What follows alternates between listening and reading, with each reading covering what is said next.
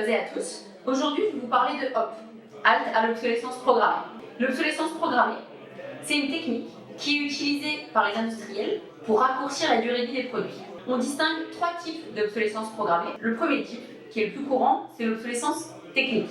Par exemple, le fait qu'on ne puisse pas réparer un objet parce que la pièce détachée n'est pas disponible, parce que les outils ne sont pas disponibles, parce qu'on n'a pas accès au moteur de l'objet. Le deuxième type d'obsolescence programmée, c'est l'obsolescence logicielle. Ça peut être une montre connectée, ça peut être une imprimante ou autre chose qui ne peut plus être mis à jour et du coup on ne peut plus l'utiliser. Je pense évidemment aussi aux applications une fois qu'on met à jour l'iOS.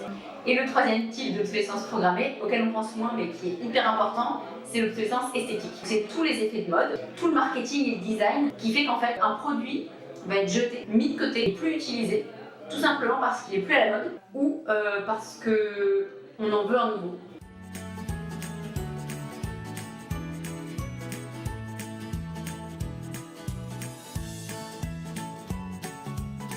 Suite en fait, à l'initiative de moi, Samuel et Émile qui sont là, et deux autres qui ne sont pas là aujourd'hui, mais les fondateurs, d'avoir eu l'envie de créer HOP, l'association, il y a 2 ans et demi, pour une raison simple, en fait, tout simplement pour lutter contre l'obsolescence programmée, suite à l'adoption du délit d'obsolescence programmée dans la loi en 2015. C'est bien joli qu'il y ait un délit auquel j'avais par ailleurs contribué à le faire entrer dans la loi, mais une fois qu'il y a cet outil juridique, ça nous fait une belle jambe, quoi. Donc on s'est dit, voilà, il faut faire absolument une association pour fédérer les motivations, pour fédérer les consommateurs, les citoyens, les experts et les entreprises, tous ceux qui pourraient nous aider à lutter concrètement contre l'obsolescence programmée. Notre stratégie, notre projet associatif, c'est de fédérer le plus de citoyens possible pour avoir plus d'impact, pour pouvoir influencer les lois et les entreprises. On informe, on essaie de sensibiliser pour montrer qu'il y a un problème mais il y a aussi des solutions. Et comment est-ce qu'on peut faire masse pour pouvoir mieux influencer. Donc par exemple en ce moment avec Samuel on est très actif dans la feuille de route économie circulaire que met en place le gouvernement sur l'obsolescence programmée et beaucoup d'autres sujets liés à l'économie circulaire. On a aussi contribué par exemple au niveau européen à l'élaboration des recommandations du Parlement, du rapport d'initiative parlementaire qui a été voté au Parlement européen avec une large majorité. Donc les choses évoluent en France mais aussi en Europe. Et puis au niveau des entreprises, on influence par 2 manières. Promouvoir vraiment les choses qui vont dans le bon sens, de montrer qu'il y a des alternatives et que les entrepreneurs peuvent en faire partie. Et agir un peu de manière plus piquante en montrant aussi qu'il y a des scandales et que ce n'est pas normal et que sur cette base-là, on peut faire des rapports et des actions de justice. On demande des conseils à des personnes qui ont eu certainement des soucis, qui ont des plaintes par rapport à des produits qu'ils ont achetés et que du coup ils sont devenus obsolètes très très tôt. On propose des solutions pour pouvoir agir eux-mêmes. C'est un délit assez flagrant d'obsolescence programmée. On propose aussi d'envoyer des lettres de mise en demeure et tout pour mettre le producteur un peu faire prendre conscience de ce qu'il est en train de faire et quel est le délit qu'il est en train de commettre. Comment est-ce qu'on fait pour juridiquement se battre contre des produits dont la vie est raccourcie?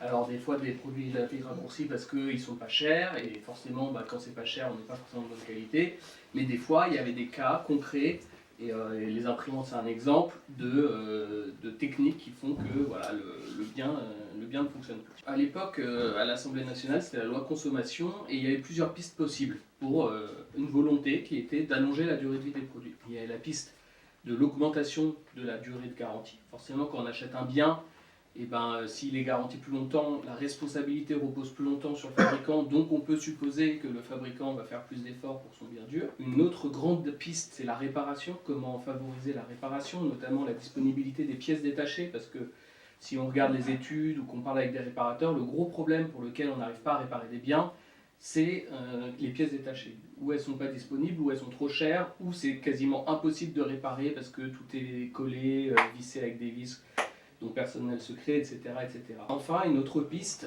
c'était de mettre un délit, c'est-à-dire de condamner pénalement. Il y a eu tout un travail collectif pour se dire comment est-ce qu'on sanctionne. Est-ce que le délit de tromperie, par exemple, n'était pas suffisant, c'est un délit classique en droit de la consommation, n'était pas suffisant pour condamner. Il semblait, selon les diverses expertises juridiques, que non. Il fallait donc un nouveau délit. Alors il y a ce délit d'obsolescence programmée qui condamne lorsque on utilise des techniques en vue de raccourcir la durée de vie d'un produit pour augmenter son taux de renouvellement.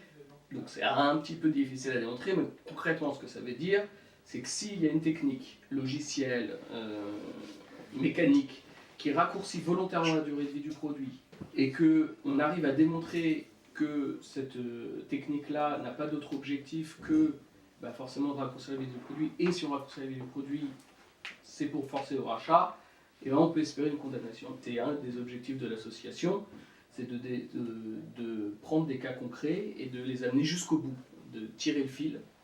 Et une fois qu'on fait des expertises, on demande et on fait reposer la charge de la preuve, en tout cas de la défense, sur les constructeurs.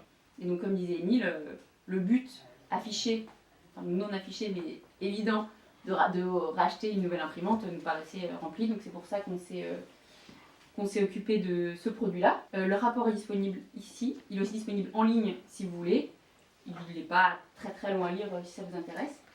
On espère renouveler l'expérience avec d'autres produits, donc en fonction des prochaines enquêtes qu'on est en train de mener. Hop, c'est une association qui a 3 missions principales.